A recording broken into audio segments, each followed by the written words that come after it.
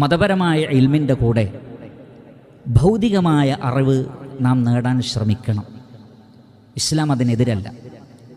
അല്ലാഹു സുബ്ഹാനഹു വ തആല പറയുന്നത് വലാ തൻസ നസീബക മിനദ് ദുനിയ.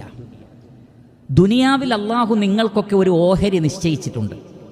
ആ ഓഹരി മറക്കേണ്ടതില്ല, അത് മറക്കേണ്ടതില്ല. മറിച്ച് ആ ഓഹരി നിങ്ങൾക്ക് നേടിയെടുക്കാം.